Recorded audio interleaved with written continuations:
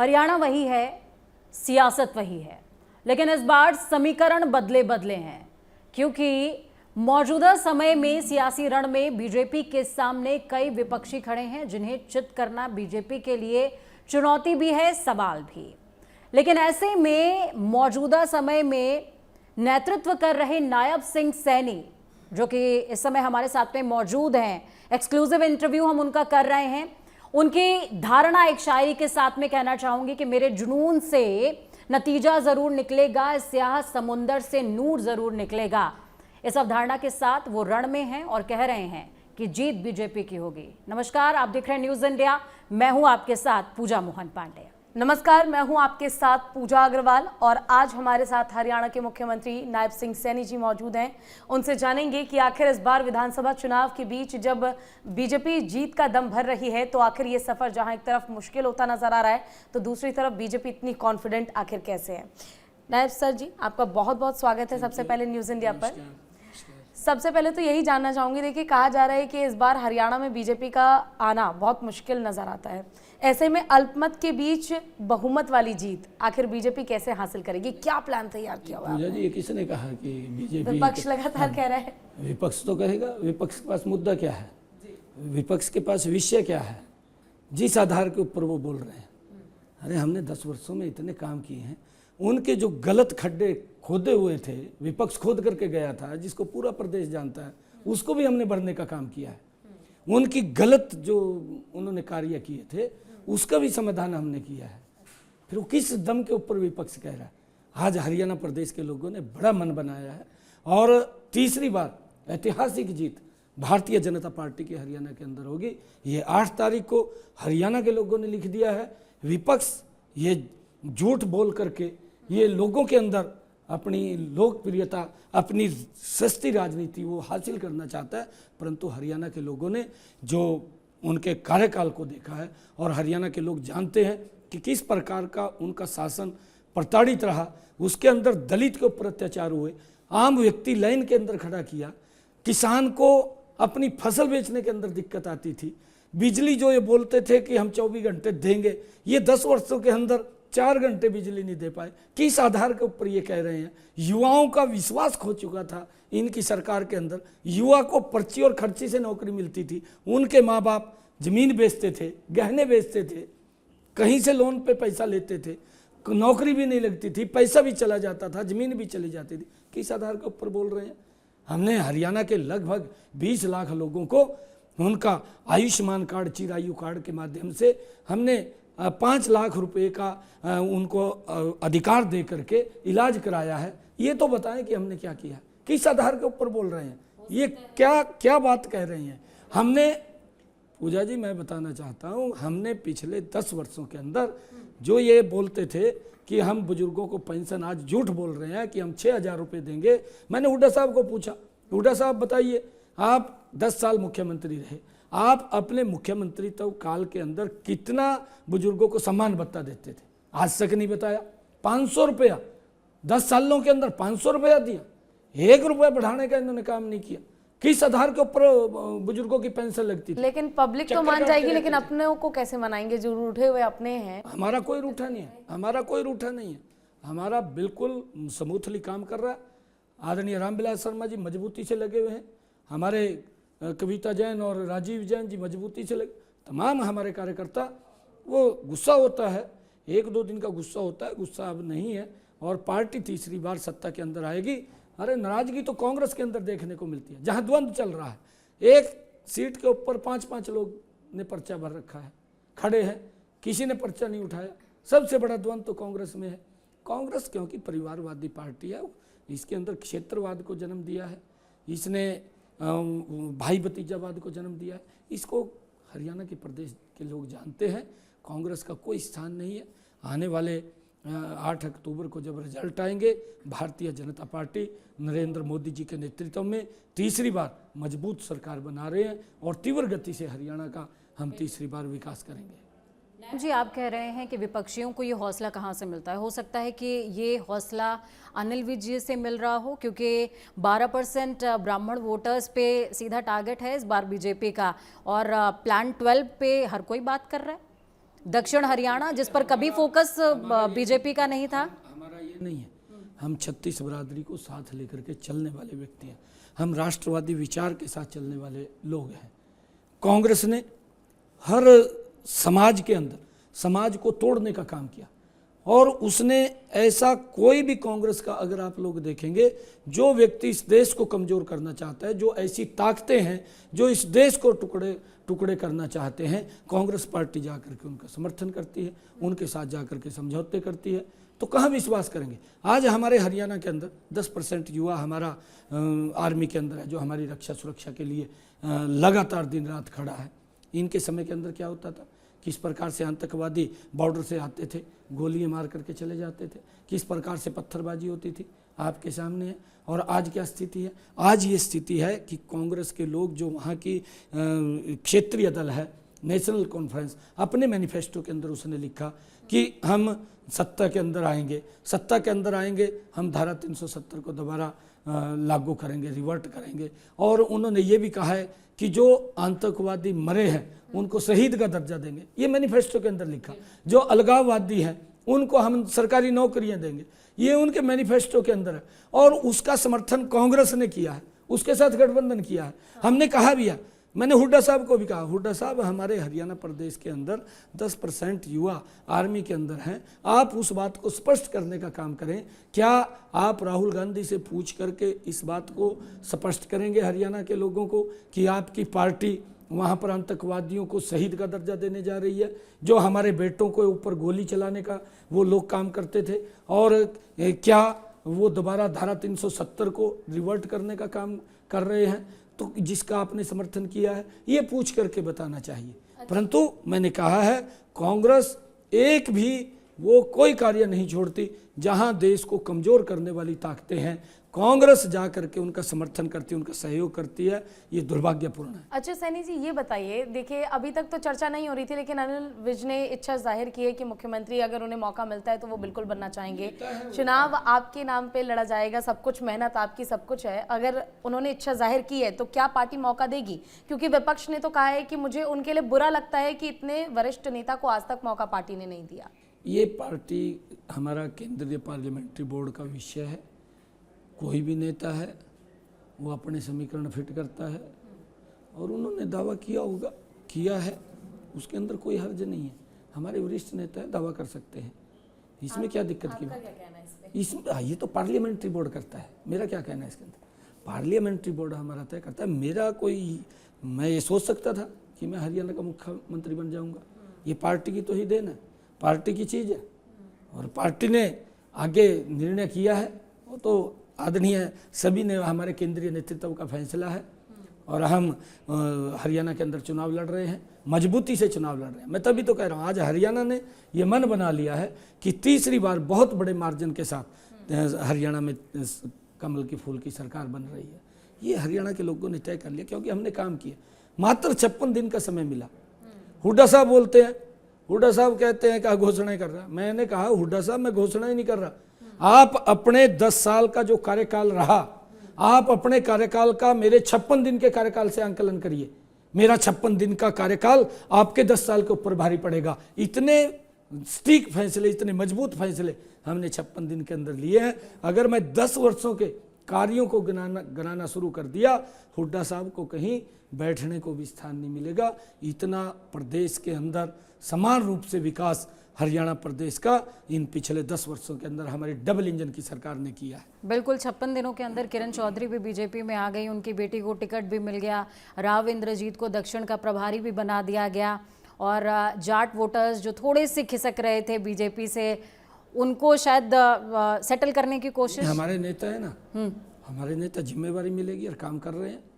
राव इंद्रजीत जी काम कर रहे हैं, किरण चौधरी जी, लेकिन वो अटेली में फोकस करेंगे या दक्षिण हरियाणा की 12 सीटों पर? वो कहीं भी हरियाणा में जा सकते हैं, हमारे केंद्रीय मंत्री हैं।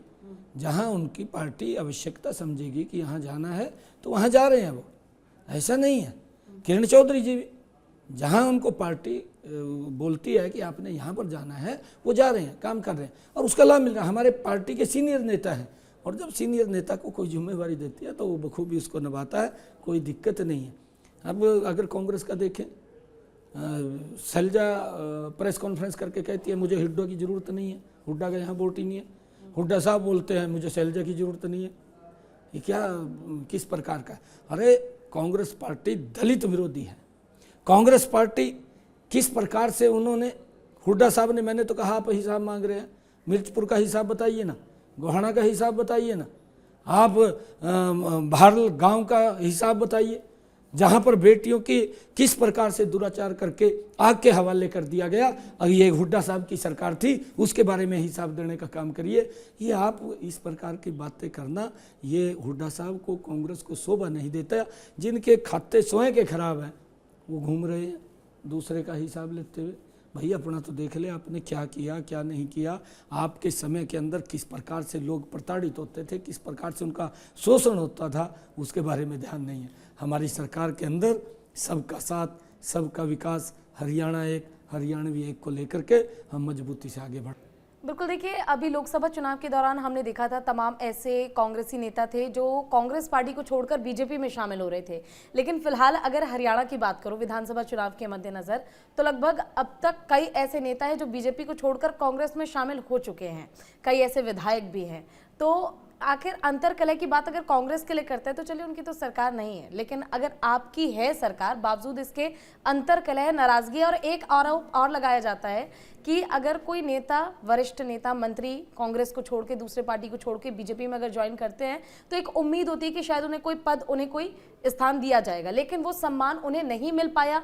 यही कारण है कि उन्होंने बीजेपी को अलविदा कह दिया और कांग्रेस में चले गए। ऐसा नहीं है, ऐसा नहीं है पूजा जी। मैं आपको बताना चाहता हूँ, भारतीय जनता पार्टी हर कार्यकर्ता को, हर व्यक्ति को जितना सम्मान देती है, कोई दल इतना सम्मान नहीं देता, कोई भी दल इतना सम्मान नहीं देता जितना भारतीय जनता पार्टी देती है।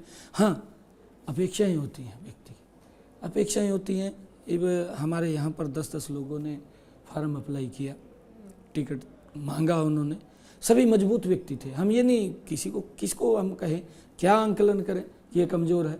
हर व्यक्ति मजबूत, अपनी जगह मजबूती से काम कर रहा है। टिकट तो एक है, एक व्यक्ति को मिलना है, हम 10 लोगों को तो दे नहीं सकते। एक को टिकट मिलेगी, बाकी को सेक्रीफाइस करना पड़ेगा, उसको लगना पड़ेगा।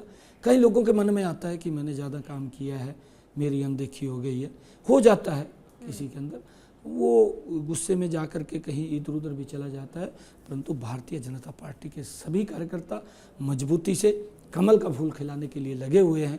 मुझे पूर्ण विश्वास है हरियाणा प्रदेश के लोगों का जो मैं प्यार देख रहा हूं, जो उनका आशीर्वाद मिल रहा है, मैं उस आधार के ऊपर कह सकता हूं कि 5 तारीख को जब बड़ी वोटिंग होगी और 8 तारीख को रिजल्ट आएंगे, भारतीय जनता पार्टी तीसरी बार बहुत बड़े मार्जिन के साथ, कांग्रेस कहीं दिखाई नहीं देगी, बहुत बड़े मैंडेट के साथ तीसरी बार सरकार बना रही है। लेकिन नायब जी, इस बीच देखिए आपके जो तमाम विपक्षी हैं वो कह रहे हैं कि अगर इतना ही बढ़िया मैंडेट आना था तो करनाल छोड़ करके लाडवा क्यों आ गए। 16 प्रत्याशी, मेवा सिंह से टक्कर, और अब सवाल है कि लाडवा की जनता नायब जी को लाड लड़ाएगी या फिर मेवा सिंह जी पर जाएगी। पूजा जी देखिए, उनके पास मुद्दा नहीं है कोई भी, और वो इस प्रकार का दुष्प्रचार करते हैं। मैं आपको बताना चाहता हूँ, ये पूरा 90 की 90 हरियाणा प्रदेश की सीटें से मैं चुनाव लड़ रहा हूँ। मैं कहीं से भी चुनाव लड़ सकता हूँ, और पार्टी जहाँ तय करती है वहाँ से मैं चुनाव लड़ता हूँ, क्योंकि हमारा पार्लियामेंट्री बोर्ड का सिस्टम है। पार्टी ने मुझे नारायणगढ़ से चुनाव लड़ाया, पार्टी ने कहा कि आपने कुरुक्षेत्र लोकसभा से चुनाव लड़ा, लेकिन यहाँ कुछ तो समीकरण देखा होगा। नहीं, देखिए ऐसा मैं आपको बताता हूँ, समीकरण करनाल के क्या थे, करनाल के अंदर चुनाव लड़ा दिया। मैं करनाल के लोगों का दिल से धन्यवाद करता हूँ, और उन्होंने सर आँखों के ऊपर बैठाया। और मैं आज आपके चैनल के माध्यम से कह रहा हूँ कि जहाँ से भी मेरे को चुनाव लड़ाया है, किसी भी क्षेत्र को मैं नीचे नहीं होने दूंगा। मैं लगातार उसके हित के लिए, वहाँ के लोगों के हित के लिए दिन रात करके काम करूँगा। हरियाणा प्रदेश का, हमारी पार्टी का विजन है कि पूरे प्रदेश का समान रूप से विकास करना, हम उसके अंदर लगे हुए हैं। क्षेत्रवाद जो पनपा था कांग्रेस की सरकार में, उसको ऊपर विराम लगा है। मुझे ये खुशी है कि मुझे पार्टी ने नारायणगढ़ से चुनाव लड़ाया, फिर मुझे कुरुक्षेत्र से लड़ाया, कुरुक्षेत्र लोकसभा से मैं वहाँ से भी, यहाँ के लोगों ने, आज तक के इतिहास में इतनी बड़ी जीत नहीं है। पूजा जी आप देखना, आंकलन करना, आप इसका सर्च करना, सर्च करके देखना, आज तक के इतिहास में जितनी बड़ी जीत कुरुक्षेत्र के लोगों ने मेरे को दी है, इतनी बड़ी जीत नहीं। करनाल के अंदर मैं गया, 10 वर्ष की सरकार होगी, हुड्डा साहब आकर के करनाल के अंदर सभी दल आकर के उसके ऊपर पल्ली पर बैठ गए, और हुड्डा साहब आकर के बोलते हैं करनाल के अंदर कि यहाँ से करनाल से एक रास्ता चंडीगढ़ जाएगा, एक रास्ता दिल्ली जाएगा। मैं करनाल के लोगों का दिल से धन्यवाद करता हूँ, उन्होंने कांग्रेस के उस दुराचारी शासन को नकार दिया और करनाल के लोगों ने कहा कि नहीं, कांग्रेस का रास्ता नहीं जाएगा, कमल के फूल का एक रास्ता चंडीगढ़ जाएगा और एक दिल्ली जाएगा। आपके सामने दोनों के दो कमल के फूल खिल करके एक को दिल्ली भेजा, एक को चंडीगढ़ भेजा। पार्टी ने निर्णय किया कि आपने लाडवा से चुनाव लड़ना है। लाडवा तो मेरा घर है, मेरी कंस्टिट्यूंसी है लाडवा। मैं बाहर कहाँ गया हूँ, मैं तो अपने घर में आया हूँ। घर में आना क्या व्यक्ति का गुनाह होता है क्या? मैं तो हुड्डा साहब को कहता हूँ कि हुड्डा साहब आप गड़ी किलोई से ही बाहर निकल करके देख लें, आप तो देख ले निकल करके। मैं तो प्रदेश के विभिन्न स्थानों के ऊपर जाकर के जहाँ से चुनाव लड़ता हूँ वहीं पर सिर आंखों के ऊपर लोग मुझे बैठाते हैं, परंतु आप भी देख ले निकल करके। डर है, नहीं लड़ सकते, अगर लड़ेंगे तो हार जाएंगे, क्योंकि लोगों के साथ किस प्रकार का भेदभाव किया है लोग जानते हैं सब। देखिए, शब्दों से खेलना बखूबी जानते हैं कि किस तरह से शब्दों से एकदम खेलना है कि लोगों का प्यार और समर्थन भी मिलता रहे और जो तीर जहां लगना चाहिए वहां वो लग भी जाए। ये आपसे जानना चाहूंगी, कहा जाता है कि हरियाणा जो है पहलवानों की धरती है, पहलवान ही नाराज चल रहे हैं। विनेश फोगाट देखिए कांग्रेस ज्वाइन कर लिया, बजरंग पुनिया कांग्रेस ज्वाइन कर लिया। नाराज नहीं है, अच्छा, जितना कांग्रेस में होके भी आज वोट अखबार करेंगे में आप? आज अखबार में सर विनेश फोगाट जी की विनेश तस्वीर फोगाट, छपी है। विनेश- लेता हूँ नंबर ले, कदे भी फोन कर लिए। अभी पता लगेगा। मैं वो भ्रष्टाचार की दलदल में फंस गए। अच्छा, तो आपने वो- कोशिश नहीं की बचाने की किनको हमने की है? उन्हें?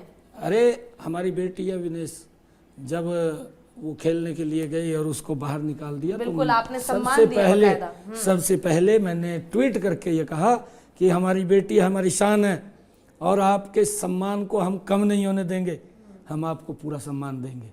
हमने तुरंत ट्वीट करके कहा, परंतु वो लेकिन आज बेटी चैलेंज देने के लिए तैयार है। भ्रष्टाचार की राजनीति की दलदल में फंस गई और ऐसी जगह फंस गए जहां पर भ्रष्टाचार ही भ्रष्टाचार है, ऐसी जगह फंस गए।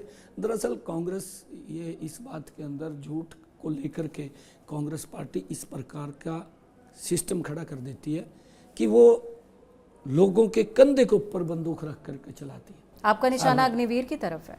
अग्निवीर को तो हमने सुरक्षित किया है और आदरणीय प्रधानमंत्री जी का हुड्डा जी ये गाना अग्निवीर- बहुत गा रहे हैं लेकिन। अग्निवीर का जो विषय है आदरणीय प्रधानमंत्री जी का, ये बड़ा मार्मिक विषय है और हमने ये कहा है। मैंने तो हुड्डा साहब को कहा था, हुड्डा साहब आप तो अग्निवीर की बात कर रहे हैं, मैंने आपको पूछा है कि आपने कितनी नौकरी दी। हुड्डा साहब बोलते हैं ना कि 2 लाख नौकरियाँ बकाया है, मैं आऊँगा मैं भरूँगा। किसने इसके हाथ पकड़े थे? 10 साल रहा ना मुख्यमंत्री, 10 साल में तो 2 लाख नौकरियाँ वैकेंट नहीं हुई, उससे पहले भी होंगी वैकेंट नौकरियाँ, क्यों नहीं भरी? किसने हाथ पकड़े थे? कैसे नौकरी दी? भ्रष्टाचार लिए हुआ, युवाओं का विश्वास उठ गया कि नौकरी पढ़ने से नहीं, नौकरी तो किसी विधायक मंत्री मुख्यमंत्री के चक्कर काटने से मिलेगी। आज विश्वास जमा है और ये कहता है झूठ बोल रहा है। मैंने कहा है, जब मेरे को जिम्मेवारी मिली थी मैंने कहा था कि मैं 50,000 युवाओं को नौकरी दूंगा। आपके पास स्टेटमेंट होगी, सभी जगह गई थी। और मैंने जब जितना मुझे समय मिला, मेरे पास 100 दिन का एजेंडा मैंने तैयार किया था, परंतु 56 दिन मिले। 56 दिन के बाद ये आचार संहिता लग गई। मैंने इन 56 दिनों के अंदर लगभग 15,000 युवाओं को ज्वाइनिंग लेटर दिया। 25,000 के रिजल्ट तैयार, अब वो बढ़ करके 32,000 हो गए और जब तक ये 8 तारीख आएगी, 8 तारीख तक वो बढ़ करके लगभग 40,000 हो जाएंगे। रिजल्ट निकल रहे हैं, परंतु हम रिजल्ट नहीं निकाल पा रहे, उनके रिजल्ट तैयार हो गए, रिजल्ट निकालने हैं। और कांग्रेस जो युवाओं के दम होने का भर्ती है, अहम भर्ती है, वो कोर्ट के अंदर चले गए, वो चीफ इलेक्शन कमीशन के पास चले गए और जाकर के जो भर्ती रोको गएगा कांग्रेस का खड़ा किया हुआ, हुड्डा का खड़ा किया, जो उसके इशारे से चलता है, जो उसके इशारे से काम करता है। एक तरफ तो ये 2-2 चेहरे लेकर के घूमते हैं। एक चेहरा तो है कि बीजेपी ने युवाओं के साथ शोषण कर दिया, युवाओं को रिजल्ट रोक दिया। दूसरी तरफ अपने आप चीफ इलेक्शन कमीशन पे चले गए और कोर्ट में चले गए। मेरे को ये स्टेटमेंट देनी पड़ी कि हुड्डा साहब 8 तारीख तक हम रिजल्ट नहीं निकालेंगे, परंतु 8 तारीख के बाद, उस टाइम 25,000 का रिजल्ट तैयार था, 8 तारीख के बाद मैंने घोषणा की, मैं सप्ताह बाद में लूंगा, पहले 25,000 युवाओं को ज्वाइनिंग लेटर दूंगा। अब ये बढ़ करके लगभग 35-36 हज़ार हो जाएगा। उन सबको मैं ज्वाइनिंग लेटर दे करके तब शपथ लूंगा, उनके घर वालों को भी उस शपथ के अंदर बुलाऊंगा और युवाओं को भी बुलाऊंगा कि ये सरकार युवाओं की हितैषी सरकार है, बिना पर्ची के बिना खर्ची के देने वाली सरकार है। हुड्डा के शासन के अंदर तो, कांग्रेस के शासन के अंदर तो भ्रष्टाचार होता था। ये झूठ बोलते हैं, सुबह उठते हैं राहुल गांधी के साथ ये बैठ करके कुछ लोग झूठ की स्क्रिप्ट तैयार करते हैं और स्क्रिप्ट करके उसको फिर पूरा दिन बोलते रहते हैं, उसको कहते रहते हैं, लोगों में फैलाते रहते हैं। ये इनका धंधा है, ये धंधा लोगों ने अब देख लिया है। अब इनकी ये दुकानदारी चलने वाली नहीं है, क्योंकि इनकी दुकान से सामान पूरा का पूरा सर कई बार कितना अजीब लगता होगा ना, जब जुबान पे सिर्फ कांग्रेस, राहुल गांधी और भूपेंद्र हुड्डा इनका नाम बार बार आता होगा। तो आप युवाओं का जिक्र कर रहे थे आप कि रोजगार हम उन्हें उपलब्ध करा रहे हैं। हाल ही में एक वीडियो वायरल हुआ था सोशल मीडिया पर, सफाई कर्मचारियों की वैकेंसी निकली थी। आप बिलीव नहीं करेंगी पूजा, वहां पर एक साथ हजारों की संख्या में लोग पहुंच गए, हजारों की संख्या में धक्का मुक्की हो रही है। जब रोजगार की बात की जा रही है, रोजगार मिल रहा है और आप आसानी से दे रहे हैं, आखिर फिर भी इतनी होड़ क्यों है युवाओं में? हर कोई अपनी बारी का इंतजार कर रहा है। मैं आपको बताना चाहता हूँ, ये 10 वर्षों में बेरोजगारी खड़ी नहीं हुई। इसके पीछे का लंबा इतिहास अगर हम जाएं, कांग्रेस 55 साल तक देश के ऊपर शासन किया। 55 सालों में वो सिस्टम डेवलप नहीं कर पाए कि जिससे रोजगार के साधन खड़े हों। आज अगर हम देखें इन 10 वर्षों के अंदर कितने रोजगार के साधन खड़े हुए हैं, आज कितने रोड्स, अगर मैं बात करूं इन्हीं 10 वर्षों के अंदर हमारे हरियाणा के अंदर हर जिला को एक्सप्रेस वे से जोड़ने का काम, 4 लेनिंग से जोड़ने का काम हमारी सरकार ने इन 10 वर्षों में किया है। रोजगार के साधन खड़े हुए हैं। आज नई नई रेल की लाइनें बिछाई जा रही हैं, रोजगार के साधन खड़े हो रहे हैं। आज 100% रेलवे को इलेक्ट्रीफाई किया गया है, रोजगार के साधन खड़े हो रहे हैं। मेक इन इंडिया, इन्वेस्टर्स बड़ी संख्या के अंदर भारत के अंदर आ रहा है, हरियाणा के अंदर आ रहा है। रोजगार के साधन खड़े, कितनी इंडस्ट्री लग रही है, रोजगार के साधन खड़े हो रहे हैं। हम लगातार युवाओं को इंडस्ट्री के अंदर भी बड़ी संख्या के अंदर युवाओं को इन 10 वर्षों में रजिस्टर करने का काम हमारी सरकार ने किया है। ये भी बताएं कि हमने कौन कौन से रोजगार के साधन खड़े किए। आज अगर हम बात करें, हरियाणा की बात कर रहा हूँ, हरियाणा के अंदर 2 एम्स खड़े हो गए। एक रेवाड़ी के अंदर बन रहा है, अभी माननीय प्रधानमंत्री जी ने किया। एक यहाँ पर हमारे यहाँ झज्जर के अंदर चल रहा है। हरियाणा के अंदर हमने हर डिस्ट्रिक्ट के ऊपर मेडिकल कॉलेज खड़ा किया, रोजगार के साधन खड़े हुए हैं। हमारे जो MBBS की सीटें बढ़ोतरी हुई है, नए डॉक्टर्स मिलेंगे, क्योंकि ये 10 वर्षों के अंदर गति से काम किया है। हमारे यहाँ एयरपोर्ट खड़ा हुआ है हिसार के अंदर, जल्दी ही वहाँ पर फ्लाइट होनी शुरू हो जाएगी। 1 मिनट में बात कर रहा हूँ। हमने यहाँ यूनिवर्सिटीज बनाई, रोजगार के साधन खड़े हुए हैं। हमने यहाँ पर जो हॉस्पिटल से, जो 200 बेड का हॉस्पिटल था उसको 400 का किया, जो 200 बेड का हॉस्पिटल था उसको 400 का किया, और जो 100 का था उसको 200 का किया, जो 50 का था उसको 100 का किया। जो हमारी PSCs थी उसको CSCs में तब्दील किया, और जो हमारी नई PSCs बनाने का काम किया, और उसके साथ साथ हमने हेल्थ वेलनेस सेंटर वो खोलने का काम किया।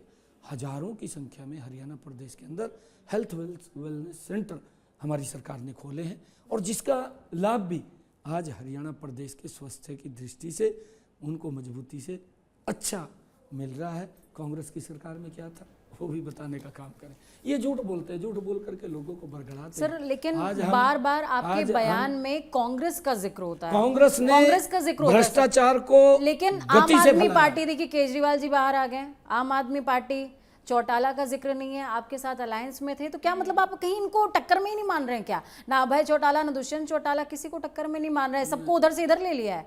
नहीं, इनको तो मैं ये कहता हूँ भी थोड़ा सा वो टाइट होके काम करें, क्योंकि वो बड़ा, मतलब आपके साथ भी टाइट से काम नहीं कर पाए इसलिए अलग होना पड़ा। नहीं, देखिए लोगों ने उनकी नीतियों को नहीं स्वीकारा। अगर आप देखेंगे आज देश के अंदर, प्रदेश के अंदर लोग नेशनल पार्टीज़ को देखते हैं, नेशनल पार्टी के अंदर भी जो स्वच्छ पार्टी है, जो देश की अपेक्षाओं के ऊपर खरा उतर रही है, उसको चूज करते हैं।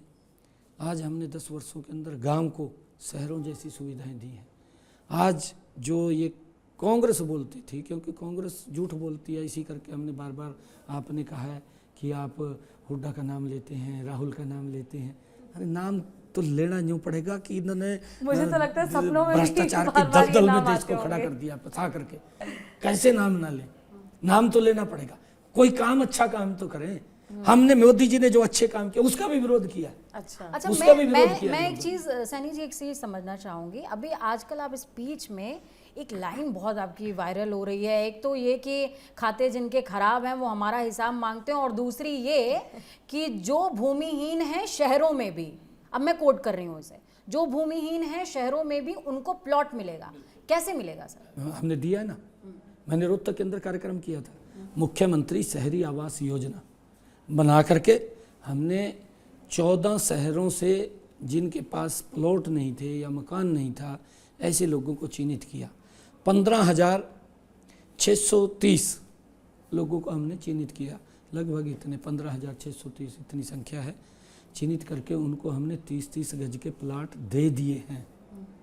8 तारीख के बाद जो और छूटे हुए हैं उनको भी देने का हमारी सरकार काम करेगी। अच्छा। और प्रधानमंत्री आवास योजना के तहत उसके ऊपर मकान बना करके भी देने का जिम्मा ये हमारी सरकार का है। चलिए, उम्मीद करते हैं कि लोगों की उम्मीद आपकी सरकार से जरूर पूरी हो। ये भी जानना चाहूंगी, मैं आपको बताना चाहता हूँ पूजा जी, इन्होंने तो लोगों को एक लॉलीपॉप दे दिया कांग्रेस ने। फिर कहेंगे कि आप नाम क्यों ले रहे हैं? नाम लेना पड़ता है, नाम लेना पड़ता है, क्या करें जी, मजबूरी है। 5 सीट से बराबरी पे आ गई, इसीलिए तो नहीं। झूठ बोल रहा है, झूठ बोल करके उन्होंने 5 सीट ली है।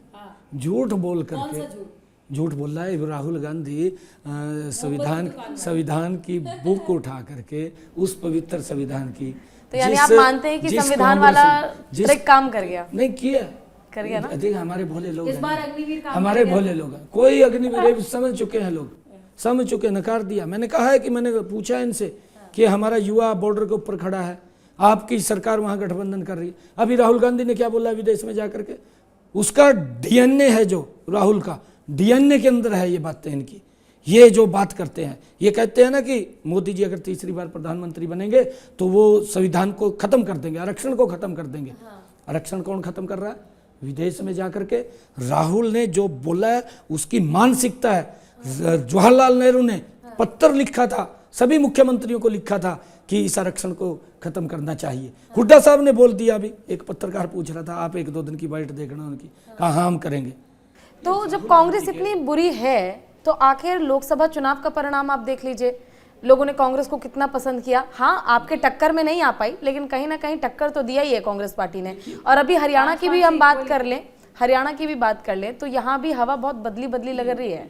जो मैं बात कह रहा हूँ, हाँ, बिल्कुल ठीक है। पार्टी बेशक अपना बखान करे सर, हमारे लोग भोले हैं, मैं तो बोलता हूँ। तो भोले लोग फिर गलती से कहीं भी वोट दे देंगे, फिर कैसे होगा सर? खेल बिगड़ जाएगा फिर। 1-2 बार तो चकाचौंध में आ जाते हैं, फिर पर्दा तो फांस होता है भी क्या हुआ क्या नहीं हुआ।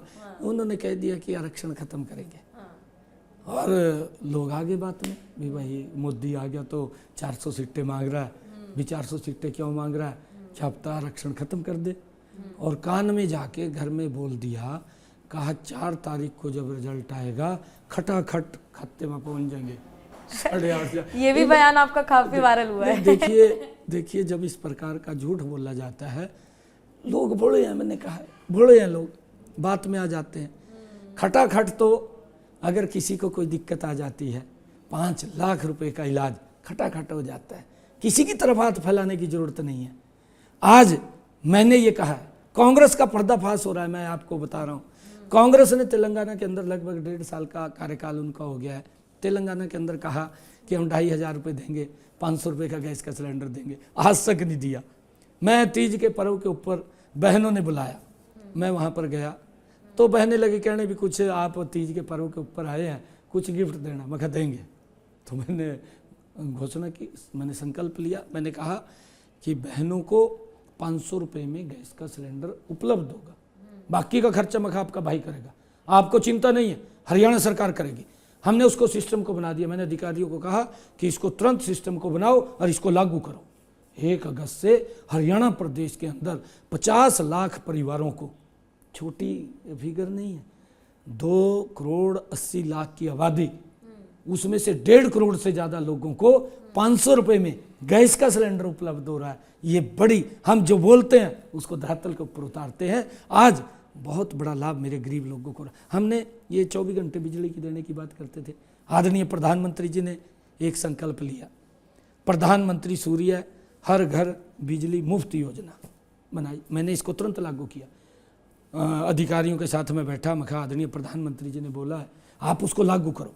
तो वो कहने लगे कि अभी तो कहा सेंटर के अंदर चल रहा है उसकी सब, मैं कहा वो बाद में करेंगे, आप यहाँ से हम चालू करेंगे, आप उसको सब्सिडी आएगी तो लेंगे।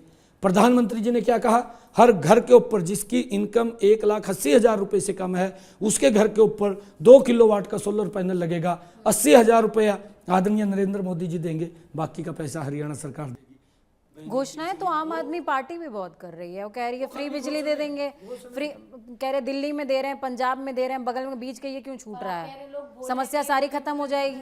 अगर वो घोषणाएं कर रहे हैं, दे रहे हैं, तो जेल में क्यों जा रहे हैं, ये पूछ तो लो। तो जेल से जमानत पे भी तो आ गए। नहीं, जमानत अंदर सारी उम्र थोड़ी अंदर पड़ा रहेगा। कमाल तो इस बात का है केजरीवाल का, जो व्यक्ति आपके पास तो रील होगी उसकी, जो उनने आपके चैनल के ऊपर बोला है, उसने ये बोला है कि कांग्रेस इतनी भ्रष्टाचारी पार्टी है, मैं अपने बच्चों की कसम खाता हूं, मैं कभी समझौता नहीं करूंगा। केजरीवाल ये भी बोलता है, आपके चैनल पे बोला है, मैं नहीं कह रहा हूं कभी आप कहीं भी मैं बोल रहा हूं, आपके चैनल के ऊपर उसने कहा है, आपने देश को दिखाया है। उसने ये कहा है केजरीवाल ने कि अगर मेरे ऊपर या मेरे मंत्री के किसी के ऊपर कोई छोटा सा भी दाग लग गया, किसी ने उंगली खड़ी कर दी, मैं त्याग पत्र दे करके त्याग कहाँ दिया, कुर्सी समेत जेल में चला गया। ये तो देश के लोगों ने उसकी, क्या कहूँ मैं शब्द दिवजा, कि उसकी पूरी बेइज्जती कर दी। ये उस मुख्यमंत्री के पद को भी इसने बख्शा नहीं है। मतलब आप उसको कह रहे भी हैं कि अपमानित आम आदमी पार्टी का जनाधार नहीं है?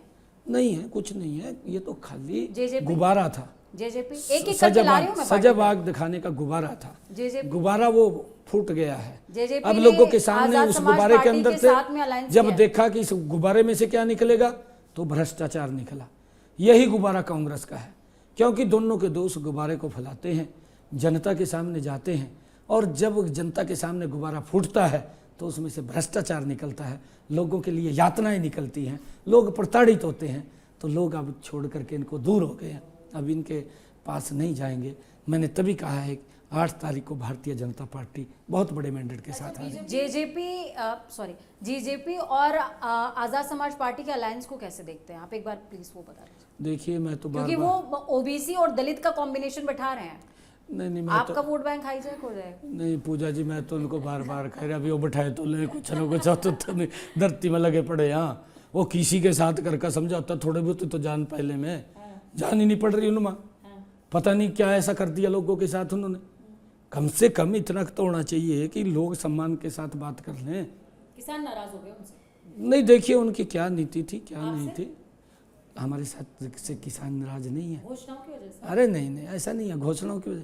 मोदी जी ने 10 साल का आप कार्यकाल देखेंगे, इन्होंने तो दुष्प्रचार किया कि एमएसपी को बंद करेंगे, लगातार एमएसपी बढ़ करके दिया, एमएसपी बढ़ करके नहीं दिया।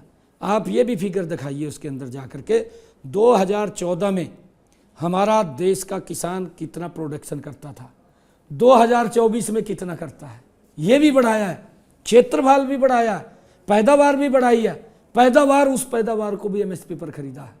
एक बड़ा अंतर है, बड़ा अंतर। ऐसा नहीं, ये तो इन्होंने झूठ बोल करके, मैंने कहा है कि गुब्बारा फैलाते हैं। अच्छा, बीजेपी जोड़ तोड़ की राजनीति में बड़ी एक्सपर्ट है। अगर हरियाणा की भी मैं बात कर लूं, यहाँ इंडिपेंडेंट जितने भी निर्दलीय प्रत्याशी हैं, कहीं ना कहीं बीजेपी उन पे भी डिपेंडेंट रहती है कि बाद में अगर कुछ जरूरत पड़ी तो उन्हें अपनी तरफ ले लिया जाएगा। कहीं इस बार अगर खेल बिगड़ गया तो चले गए कांग्रेस के पास, फिर कैसे होगा? अब की बार खेल नहीं बिगड़ेगा, हमने देखा। अच्छा, मतलब इस बार और एक बार बचा लेंगे। एक गरीब परिवार के बेटे को, पिछड़े समाज के बेटे को एक प्रदेश के मुखिया के तौर के ऊपर बैठा दिया हो, कल्पना से परे की बात है। लेकिन कोशिश तो कांग्रेस भी पूरी कर रही है, मुसीबत में आ सकते हैं सर। अरे कांग्रेस करे ना, किसने कहा है कांग्रेस? निर्दलीय है सर, वो तो कहीं भी जा नहीं सकता नहीं है। नहीं नहीं, ऐसा वो नहीं। तो स्वतंत्र ना है। ना ना, कांग्रेस परिवारवाद में घिरी हुई है पार्टी है, और कांग्रेस बापू बेटा के चुंगल से बाहर नहीं निकल सकती, उसमें फंसी हुई है।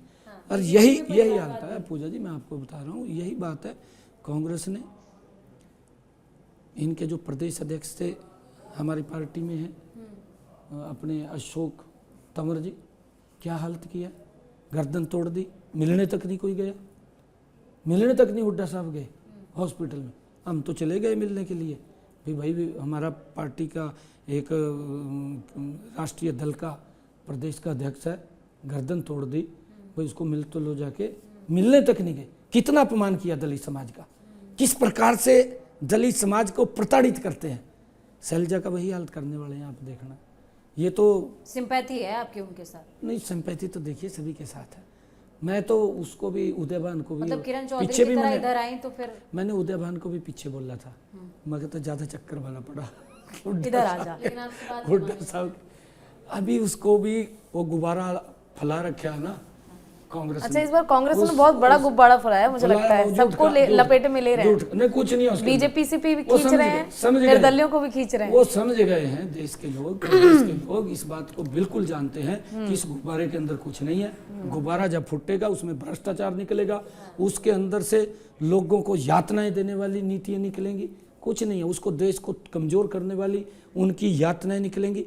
जो राहुल गांधी बोलता था कि मैं मोहब्बत की दुकान चला रहा, मोहब्बत की नहीं, वो तो भाइयों लोगों को प्रताड़ित करने की दुकान चला लेकिन रहा कहा है, तो ये लोगों भी को जा रहा है अत्याचार करने की दुकान चला कि बीजेपी को इतने मौका दे दिया है कि अब बीजेपी ना तानाशाह हो चुकी है, अपनी मर्जी चला रही है। कई लोग भी ऐसा कह रहे हैं, पब्लिक भी कह रही है, विपक्ष तो कह ही रही है, पब्लिक भी ये बात कहती है कि महंगाई बढ़ रही है, बेरोजगारी बढ़ रही है, कहाँ बढ़ रही है? नौकरी लोगों को पूजा नहीं जी, मिल पा पूजा, रही है। एक मिनट, तमाम ये- योजनाएं जो चलाई जाती है सर, एक एक चीज, तमाम योजनाएं जो चलाई जाती है जिसका बखान भी आपने किया, लेकिन धरातल पर अगर आप जाकर देखेंगे सच्चाई, तो जिनका अगर जुगाड़ है किसी अधिकारी या प्रशासन या मंत्री के साथ, उन्हीं को वो चीज मिल पाती है, सुविधा मिल पाती है। लेकिन वाकई में जो धरातल पर जिन लोगों के लिए वो योजना निकाली गई है, उन तक तो उसका फायदा भी नहीं पहुंचता है। देखिए पूजा जी, आपने महंगाई की जो बात करी है, 2004 अटल बिहारी वाजपेयी जी की सरकार, कांग्रेस की सरकार आई, महंगाई कहाँ थी?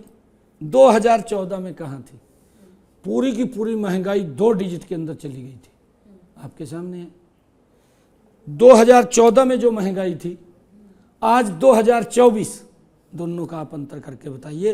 प्रदेश के लोगों को बिल्कुल उसके ऊपर पता लगना चाहिए। जो ये झूठ बोल रहे हैं, जो ये लोगों को भरगड़ा रहे हैं कि महंगाई होगी है, महंगाई होगी है, जितनी महंगाई कांग्रेस के शासन के अंदर हुई थी, मोदी के शासन के अंदर उसके ऊपर बड़ी रोक रही है, आज भी रोक है, कोई महंगाई नहीं हुई है। देखिए थोड़ी बहुत ही इतना जब इंटरनेशनल लेवल के ऊपर महंगाई बढ़ती है तो उसके अंदर थोड़ा बहुत हो जाता है, परंतु आप पेट्रोल का रेट 2014 में देख लीजिए इनकी सरकार में क्या था, आज देख लीजिए कितना का अंतर है, और 2004 में देख लीजिए क्या था। 2004 में पेट्रोल का रेट क्या था, 2000 इनकी सरकार 10 साल रही, 14 में क्या रेट था, और 2014 में जो रेट था आज 2024, इन 2004 से लेकर के 2024 तक का आप उसका एक एक स्टेप वाइज अगर आंकलन करेंगे तो महंगाई का पता चल जाएगा कि महंगाई कांग्रेस बढ़ाती है या बीजेपी ने बढ़ाई। अब बिचौलियों का क्या, जो लोगों तक योजना का लाभ नहीं पा बिचौलिए रहे? तो आजकल सरकार घर को में सर अभी बैठे, रिसेंटली देखिए बिचौलिए घर में 35 बैठे आज रुपए में मोदी प्याज के शासन सेंटर्स के अंदर लगाने कोई पड़ गए। बिचौलिया नहीं आता।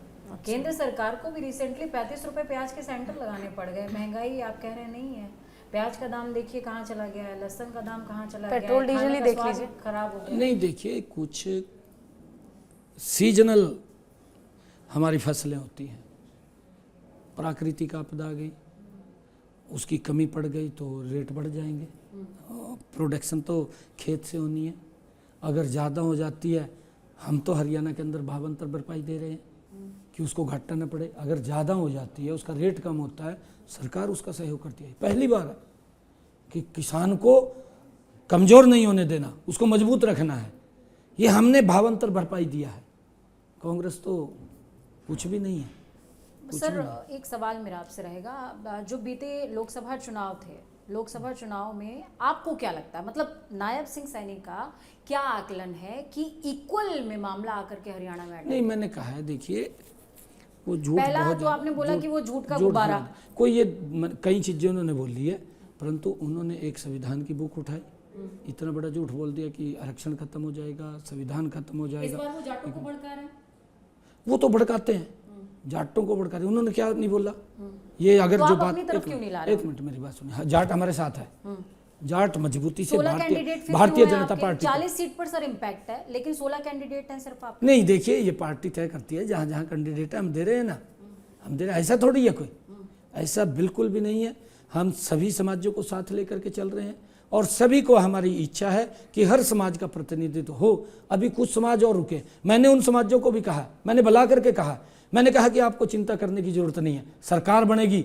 जिस समाज को अगर हम टिकट नहीं दे पाए, उस समाज के व्यक्ति को सरकार में हम प्रतिनिधि देंगे, ये हमने कहा है, मैंने उन समाजों को कहा है। और वो सभी समाज मजबूती से लगे हुए हैं, सरकार के अंदर भागीदारी हो, सर्व समाज की हो, ये हमारी सोच है और उसको लेकर के हम काम कर रहे हैं। और इसी कारण से हम तीसरी बार भारतीय जनता पार्टी की सरकार बना रहे हैं। मैं आपको बताना चाहता हूँ पूजा जी, आप ध्यान करिए, ये क्या क्या बोलते थे, बापू बेटा ने क्या क्या बोला। अरे जब पार्टीशन हुआ, पार्टीशन के कारण हमारे बहुत सारे लोग पाकिस्तान से अपना कारोबार छोड़ करके, अपनी ज़मीन छोड़ करके, अपने घरों को छोड़ करके, पलायन करके, अपने धर्म की रक्षा के लिए, देश के लिए उन्होंने टेंटों में यहाँ आकर के जीवन व्यतीत किया। बापू बेटा ने क्या बोला पंजाबी समाज के लिए? अरे उन लोगों ने तो कुर्बानी दे करके यहाँ पर आए हैं, मेहनत की है, मेहनत करके भारत के विकास में अपना योगदान दे रहे हैं वो लोग। और ये बापू बेटा क्या बोल रहे हैं? ये बोल रहे हैं कि इनकी संस्कृति हमारे से मेल नहीं खाती। अरे तू कौन करने वाला है ये बात? किस आधार के ऊपर तू बोल रहा है? अरे जिन लोगों ने अपने जान को, अपनी बेटियों को, अपनी महिलाओं को, परिवार की क्या क्या अत्याचार उनके ऊपर हो गया, उस सारे को सहते हुए उन्होंने यहाँ आकर के मेहनत करके, मजदूरी करके इस देश के विकास के अंदर अपना योगदान दिया। ये बोलते हैं कि वो हमारी संस्कृति से मेल नहीं खाते। और जहाँ से आए हैं इन सब पंजाबी लोगों को वहीं भूपेंद्र हुड्डा ने बोला है, आपके पास वीडियो होगी जी, उसके बेटे ने बोला है, मैं नाम बुलवाना चाह रही थी। हाँ, भूपेंद्र हुड्डा, उसका बेटा दीपेंद्र हुड्डा, उन्होंने कहा है कि इनकी संस्कृति हमारे से मेल नहीं खाती और ये जहां से आए हैं इनको वहीं छोड़ेंगे। अरे 8 तारीख के बाद तेरे को वहीं बैठाने वाले हैं जहां से तू आया है, ये करने वाले हैं हालात हरियाणा के लोग। क्या है, किस प्रकार की ये बात करते हैं? जेजेपी को लेकर जिस तरह से अब बातें की जा रही हैं और अब क्योंकि अलग भी हो गए हैं, क्या दुष्यंत चौटाला या जेजेपी पार्टी की उम्मीद बीजेपी से ज्यादा बढ़ गई थी या बीजेपी की उम्मीद पर पार्टी नहीं खरी उतर पाई इसलिए ये अलगाव हो गया? क्या कमी रही ऐसे? कोशिश तो की होगी कि रिश्ता बना रहे, टूटे ना। मैं आपको बता देता हूँ, हमारा समझौता दल का नहीं था, क्योंकि सरकार का समझौता था और हमारी सीटें कम आई। हमने सरकार को पारदर्शी, ट्रांसपेरेंसी शासन देना था। कांग्रेस से तो आप समझौता करने से रहे भाई, कांग्रेस से तो हो ही नहीं सकता ना, दूर विरोधी है, कांग्रेस से हो नहीं सकता। और निर्दलियों की तरफ ही अब आप जाएंगे मतलब? पूजा जी, मैं इसी करके कह रहा हूँ दुष्यंत को भी थोड़ा सा करड़ा हो जा, 5-4 सीटें फिर ले ले, करड़ा होना चाहिए। सरकार बनाने में आ जाएंगे? नहीं, ऐसा नहीं है। सरकार प्योर भारतीय जनता पार्टी की आ रही है। आप देखना 8 तारीख को चौंकाने वाले रिजल्ट होंगे। समर्थन की जरूरत पड़ेगी नहीं किसी की। मैं कह रहा हूं चौंकाने वाले रिजल्ट होंगे। एक तरफा मैंडेट दे रहे हैं, कांग्रेस कहीं दिखाई नहीं देगी। कांग्रेस भ्रष्टाचार की जननी है। आप देखते हैं कांग्रेस की सरकार बनती है, भ्रष्टाचार गति से बढ़ता है। भारतीय जनता पार्टी की सरकार बनती है, विकास की गति तेज होती है। ये अंतर है, लोग भी समझ रहे हैं, लोग देख रहे हैं। नायब जी, इस बार आप हरियाणा के चुनाव को केमिस्ट्री के तौर पर देखते हैं या मैथ्स के तौर पर देखते हैं? गणित है या रसायन विज्ञान है, क्या है? दिल से दिल मिल रहे हैं या फिर गणित से गणित जुड़ रहा है, अंक से अंक? देखिए, हम अपनी नीतियों को लेकर के जो हमने काम किए हैं उसको लेकर के जनता के बीच में जा रहे हैं और जनता बड़ा प्यार सहने और सहयोग दे रही है। मुझे पूर्ण विश्वास है कि 8 अक्टूबर को भारतीय जनता पार्टी तीसरी बार हरियाणा प्रदेश के लोगों के आशीर्वाद से सरकार बना रही है। चलिए तो देखिए, इस बदलती हवा के बीच आखिर हरियाणा विधानसभा चुनाव 2024 क्या रंग लाएगा पूजा, ये देखने वाली बात। बिल्कुल नायब जी, एक आखिरी सवाल मेरा रहेगा और ये क्लोजिंग सवाल रहेगा। बीजेपी से सवाल आखिरी क्या किया जाए? इस बार चुनाव सवाल साख का है या चौधर वापस आ रही है? नहीं देखिए, हम इस दृष्टि से नहीं देखते, न साख से देखते हैं न चौधर से। नहीं देखिए पूजा जी, आपने जो कहा है ये कांग्रेस देखती है, साख से भी देखती है, चौधर से भी देखती है। हम विकास से जोड़ते हैं, हम सेवा से जोड़ते हैं। भारतीय मैं ये बात कह रहा हूँ कि हम अगर सत्ता में आना चाहते हैं, हम सेवा भाव करना चाहते हैं, हम प्रदेश को, देश को विकास की ऊंचाइयों की तरफ ले जाना चाहते हैं।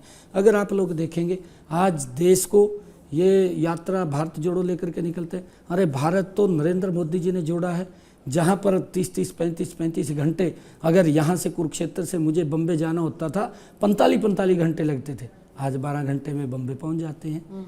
ये नज़दीक लाने का काम इन्हीं 10 वर्षों में ये मोदी ने किया। हम विकास को लेकर के सत्ता में आना चाहते हैं, सेवा के लिए सत्ता में आना चाहते हैं। साख के लिए कांग्रेस, और उसके लिए जो आपने एक और शब्द कहा है, ये कांग्रेस आना चाहती है। चौधर के लिए कांग्रेस आना चाहती है। हम चौधर के लिए नहीं, हम सेवा के लिए आते। तो ये नायब सिंह सैनी जिनको आप सुन रहे थे, बहुत ही बेबाकी से हर सवाल का जवाब दिया है और अपने जवाबों में इन्होंने लगभग हर पार्टी के एजेंडे को काटने की कोशिश करी है कि जनता के दिल में बैठे तो सिर्फ बीजेपी, और 10 साल बीजेपी ही रही है। तो ये नायब सिंह सैनी और बीजेपी का दृष्टिकोण इन्होंने आपके साथ में साझा किया। मैंने और पूजा ने हर आपके संभव सवाल पूछने की कोशिश करी है। पूजा बिल्कुल, और उम्मीद है कि आप तक हर सवाल का जवाब भी पहुंचा होगा। नायब सिंह सैनी जिन्होंने वाकई मीठे शब्दों में किस तरह जनता को अपनी तरफ खींचना है ये बखूबी सीख रखा है। फिलहाल के लिए बस इतना ही। नमस्कार। नमस्कार। नमस्ते जी, नमस्ते।